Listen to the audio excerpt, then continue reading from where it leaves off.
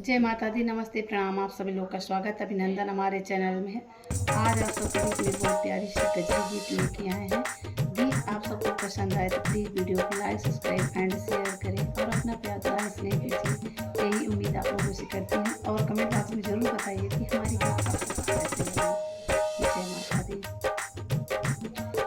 सुगना लाले पियर तोरा टूटवा उड़ी के जात विदेशवा ना।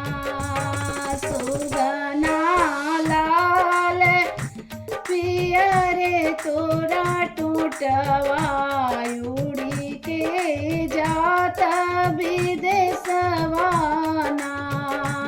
लाऊत ससुरु जी की खबरिया चिठिया बाँच सुनाऊत ना।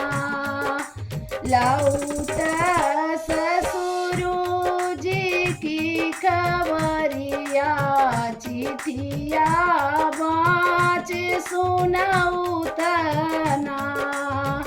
सुगना लाल पियर तोरा टूटवा उड़ी के जात विदेशवा ना।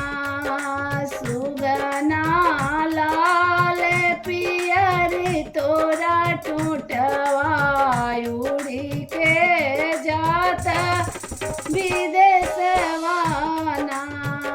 लाऊत जेठा जी की खबरिया चिठिया बाँच सुनाऊत ना।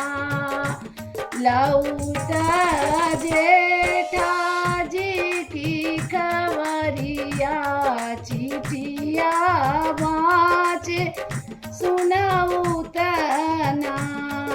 सुगना लाल पियर तोरा टूटवा उड़ी के जात विदेशवा ना। सुगना लाल पियर तोरा टूटवा उड़ी के जात विदेशवा ना। लाऊत हरि जी की खबरिया ना चिठिया बाँच सुनाऊत ना। लाऊत प्रभु जी की खबरिया ना चिठिया बाँच सुनाऊत ना। सुगना लाल पियर तोरा टूटवा उड़ी के जात विदेशवा ना।